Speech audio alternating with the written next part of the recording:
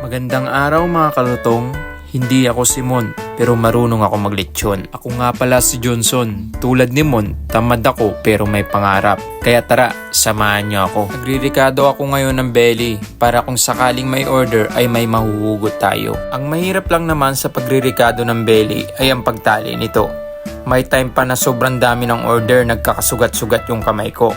Kahit mag-gloves tayo, mapupunit lang yung gloves sa paghila ng tali. Kaya mas pinipili ko na lang na hindi mag-gloves. Pero sinisigurado natin na nakahugas na tayo ng kamay bago magrikado. Siya nga pala, sa mga nagtatanong kung magkano ba ang boneless lechon belly natin. Meron tayong 3 kilos and 5 kilos live weight. Ang 3 kilos natin is 1.5 and yung 5 kilos natin is 2,000. Pag sinabing live weight, ito yung kilo ng karne na hindi pa luto. Pag naluluto na kasi, palaisipan kung ilan ang kinalabasan ng kilo. Nakadepende na rin siguro kung ang karne ay mataba. Kaya kung mataba, mas malaki ang timbang na nababawas. Binabase na lang namin sa live weight para wala nang lituan. Naubos na pala yung tab natin nakaraan. Kaya tara, punta tayo kay Gayuso.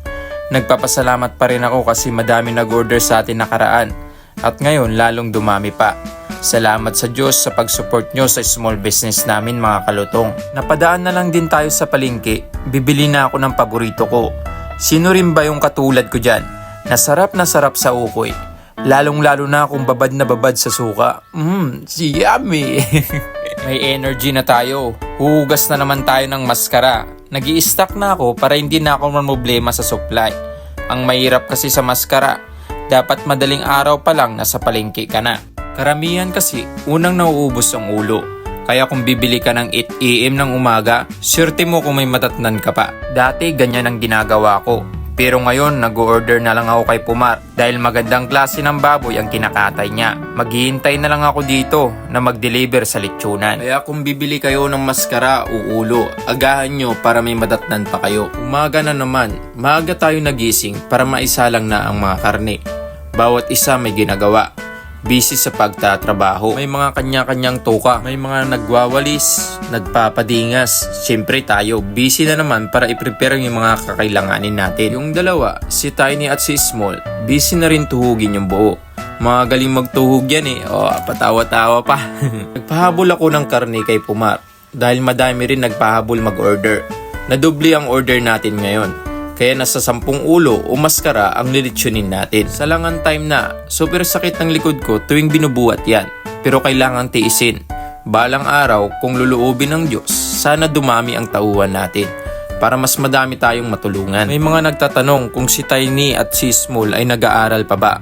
Opo, nag-aaral pa sila. Yung isa nagmumudule, yung isa nagfe-face to face. Tumutulong sila dito para magkapera. Yung isa, tumutulong sa pamilya niya. Yung isa, pinapangbaon niya.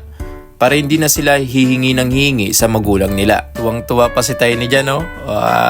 Bumili na lang po pala ako ng suka kay Tito Tons. Napakasarap ng suka nila. Malasang malasa. Kaya kung sinong gusto mag-order, chat nyo lang po si Elton Joseph Puentes. May nililitsyon po ngayon sila Papa. Si Gerald ang pinapabantay niya. Need bantayan ng maayos dahil mas sensitive ang buo kaysa mga karne lang. Ayun, chinik ko ang maskara. Pwede na hanguin. Nasa 2 oras mahigit din pala ang pagluto nito. Pinanghango ko na lang kay Gerald kasi kanina pa nananakit yung likod ko. Tataran time na naman. Mainit-init pa. Pulang-pula oh. Sinasabi ko sa mga customer ko, nakuhain nila on time ang order nila para hindi magkunat. Pansin ko kasi, pag litsyong maskara, may nakadikit na taba sa balat.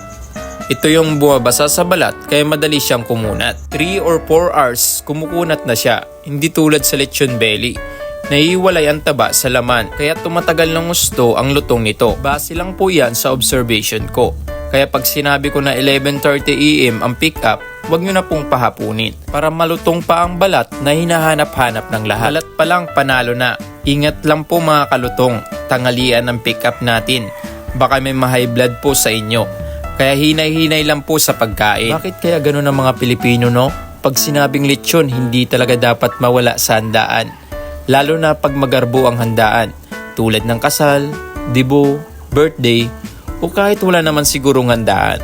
Cravings talaga ito ng mga Pinoy. Taob talaga ang kaldero pag ito ang nakahain sa lamisa. Yun no, sobrang dami ng balat. Loobin po ng Diyos sa darating na linggo.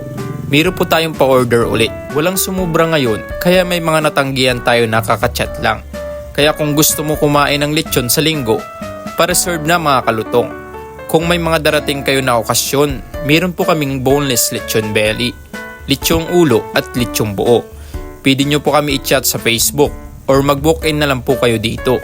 Dito lang yan sa Calamansi Street, Rizal Avenue, pangalawang bahay simula kanto. Ngayon, tinutulungan ako ni Small at Tiny para sa pagsara ng tab. Pinahugas ko muna sila bago sila magtulong. Nagmamadali na kasi ako, magtatanghalian na.